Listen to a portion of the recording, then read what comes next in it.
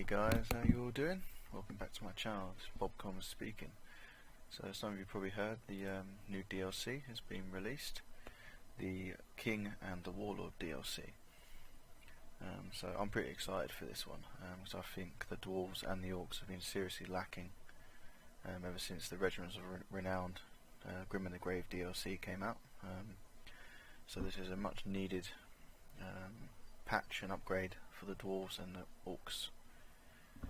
I've never played as the Dwarves before, so I think when this DLC comes out I'm thinking of doing a Dwarven campaign, playing as this guy here. If I get this name right, is Belegar Ironhammer, the true king of the Eight Peaks, and the Orc new leader is called Greenskins Warlord of the Eight Peaks. So what it looks like these guys are doing is, instead of having, you know, at the moment we've got like Empire, Dwarves, Greenskins, Vampires, as a faction, these guys are actually going to be like a clan, like almost separate from the sort of larger aspect of each part, like of the Dwarves and the Greenskins. So Belegar, or Belegor, get his name right, is going to be part of Clan Angrund, and Skarsnik's going to be part of the Crooked Moon tribe. So I'm going to talk a little bit about these guys. So obviously new legendary laws. We've got Belegar Ironhammer, ancestral heir of the Carrick Eight Peaks. He has a terrible and glorious destiny to fulfill. He has sworn an oath to reclaim the fallen dwarf hold from the greenskin usurpers, despite the monumentous odds he faces. So it sounds like he's sort of almost crusade type, is to take back his ancestral home. Reading this and watching the videos and reading and just looking at it more, it really reminds me of like the story of the Hobbit. But I think that's quite cool. People that are not really up to date with Warhammer can look at sort of the Hobbit as a sort of a similar type thing. And as for Skarsnik, so Skarsnik is the chieftain of the Crooked Moon tribe and is widely acknowledged as the most powerful night goblin in the World's Edge Mountains. This reputation was earned through devious machinations, relentless spite, and a wholesale brutality rare even among the pernicious tribe. So then bonus, when chosen to lead a grand campaign, Belegar begins to play with the spirits of his ancestors as his companions' heroes. King Lun, the Ironhammer, Thane. You have Hawkenhaf, the Stonebeard, the Thane. Dramar Hammerfist is a master engineer, and Throny Ironbrow is a runesmith. They are ethereal heroes, and they get all the benefits of the ethereal units provide. He also gains early access to the new Dwarf Rangers through the Ranger Outpost building. He also has the Siege Attack trait, enabling him to attack walled cities without building siege equipment first. Until he captures Carrick Eight Peaks, however, Belegar suffers increased unit upkeep costs to his army. He also gets a quest line to attain two legendary items, the Shield of Defiance and the powerful ancestral rune weapon, the Hammer of Angrund. So that sounds pretty cool. So it's almost going to be like a lead type crusade. So I'm sure you can go off on your own and just do the normal campaign, but it sounds like a bit of benefit to make your way to Eight Peaks as quickly as possible.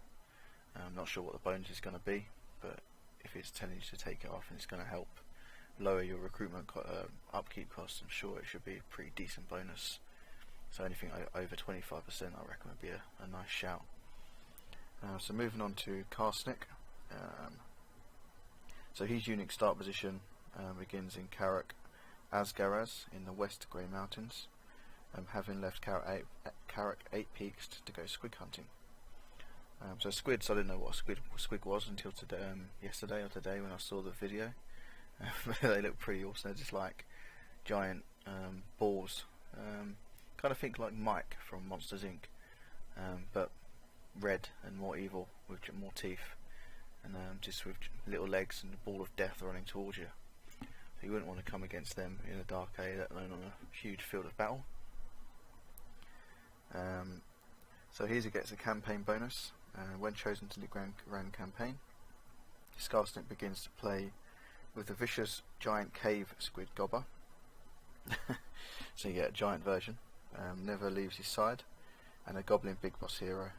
Skarsnik also has a unique skills which buff goblin units, reduce upkeep costs for goblin units, and is particularly sneaky in nature, means his hero's action costs less and greater experience gain. Skarsnik can only recruit orcs in Carrick 8 peaks, however, which he must first recapture from mutinous elements of his tribe.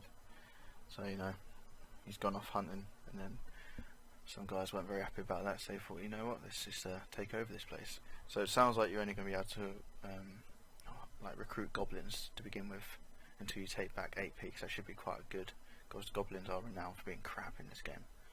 But hopefully with all the extra buffs he gets will be quite good. His quest, so he may embark upon a quest for his legendary weapon, Skarsnik's Prodder. The vicious halberd style weapon is capable of unleashing an area of effect burst of powerful magic missiles. So that sounds quite good, because again, like I said, goblins are a bit squishy, so if he gets this like ability that does like a AoE attack, it should be quite nice. Moving on to the new lords, so you get the RUNELORD. Dwarven Runelords are the most skilled practitioners of the runing arts. As they lead their armies into battle, they call upon the power of these runes to invigorate friendly units and hinder their foes. RUNELords also have access to the new mount at level 6. They may unlock the ride, the Anvil of Doom, into battle. I think there was a picture of it somewhere. Oh, there's the ethereal units. There's no picture of the of that, I'm afraid. So there's the gobber, the giant cave gobber you must get. So anyway, the unique chariot empowers the RUNELord's runic abilities, increases his damage resistance. The Skarsnik gets a Night Goblin Warboss, which I think is what he is, so it's just another version of him. Spiteful, conniving and capricious. Night Goblin Warbosses can unlock the unique skills which enhance the capabilities of Goblin, Night Goblins and SQUIG units, and imbue their entire army with poison attacks at level 12, which I think is awesome. They can be mounted on a great cave squigs, provided the Warboss with greater damage resistance, speed and attack power. So yeah, we get both these two lords. So the Runesmith, obviously against this will be a better version of the RUNELord. The RUNELords are a better version of the Runesmith, shall I say. And the Night Goblin Warboss just going to be like Skarsnik, just worse. So let's move on to the new units. We've got Crooked Moon, we've got a SQUIG Herd, Warboss Anti-Infantry Vanguard Deployment, Night Goblin SQUIG Hoppers, Cavalry and Anti-Infantry Vanguard Deployment and Poison Attacks, and the Nasty Skulkers, Sneaky Infantry Vanguard Deployment, Stalk and Armor Piercing. So it just looks like we've got some Vanguard deployments, which should be quite nice. And then for Clan Angrand, you've got the Rangers, which I think look absolutely amazing. There's a picture of any Rangers anywhere, unfortunately. No, that's the new. This is going to be the new bolt thrower, so new field artillery. Armor piercing, looks like got a nice shot there going up against the giant, which should be awesome. And then we've got Bugman's Rangers, which is a range and melee unit. It's fast, Vanguard deployment and can stalk, which I think is quite nice to have a unit like that. So this is what I thought was quite interesting as well. We got the new unique building chains. So this relates to the Carrick 8 peaks. So if the Clan Angrand captures 8 peaks and starts to build at level 1, you focus on making Carrick 8 peaks more defensible, giving unit stat bonus when under siege. Level 2 focuses on rebuilding the Carrick, giving large public order bonuses, unit experience for various units, and reductions in corruption. And level 3 marks the recovery of the ancestor tombs and supplies ancestor weapons for military units in nearby provinces, imbuing them with magical attacks. Level 3 also ramps up unit experience and public order bonuses. So again, that sounds quite good. So again, taking 8 peaks sounds like a critical mission to do, and it'll buff up your armies or nearby. Again, we don't know how close you got to be, but it says nearby provinces, so imagine the next one over. If the Crooked Moon tribe take it at level 1, Carrick 8 peaks is unassailable, as the tribe expects Clan Angrand to attempt to retake it.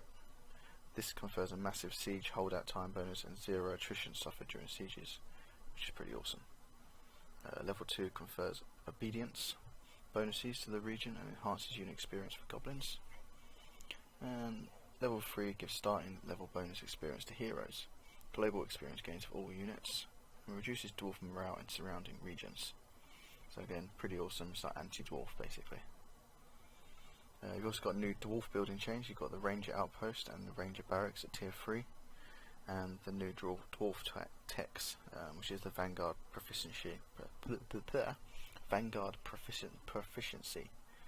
Well, I can't say that word.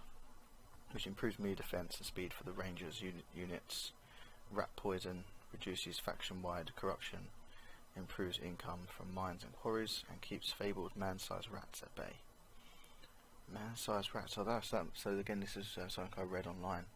They may be bringing in the rat men for the next sort of faction DLC, which sort of hints at that. So it'll be quite good. And the new greenskin building is the SQUIG cages, and the new text is the SQUIG riding in concert with the SQUIG cages building unlocks recruitment for night goblin SQUIG hoppers. We then move on to the regiments of renown, which will be really good, especially for online battles, because this is what the dwarves and orcs have been missing out on. So we've got the Goblobber, which is a grudge thrower, the Sky Hammer, which is a gyro bomber, Ekran miners, which is miners with blasting charges, Warriors of Dragonfire Pass, which is dwarf warriors, the Skuldor is guard iron drakes, Norg Grimlings Ironbreakers, obviously Ironbreakers, Dragonback Slayers, which will be Slayers, and the Old Grumblers, Longbeards with great weapons. The Greenskins get the Rusty Arrows, which is Night Goblin Archers, Moon Howlers, Goblin Wolf Riders, Teeth Robbers, Goblin Wolf Chariot, Morgrubs Mangy Marauders, brilliant, Goblin Wolf Archers, Durkit Squids, Night Goblin Squig Hoppers, the 8 Peaks Loonies, Night Goblin Fanatics, Broken Tusk Mob, Orc Warboy Biggins, the Crimson Killers, which are Black Orcs, and the Warlord Boys, which are Night Goblins, and the Venom Queen, the Arachnid Spider. So yeah, that's pretty much the rundown of the DLC. It's currently sitting at around £5.39, so £5.39p with 10% off, and it looks like it's going up to £6 on the day of release. So you get a little 10% off basically if you order it now. Available 20th October, so only about a week from now, which is perfect. So I can't wait to get my hands on this. So yeah, if you guys are going to be getting this, let me know. I'd like to play with some of you guys online when this finally comes out, and check out some of these new units, and hopefully look forward to my campaign playing as the Clan Angrim. So I hope you enjoyed that, guys, and leave me a like and a comment. Let me know what you're looking forward to most. This is Bob Combs signing out.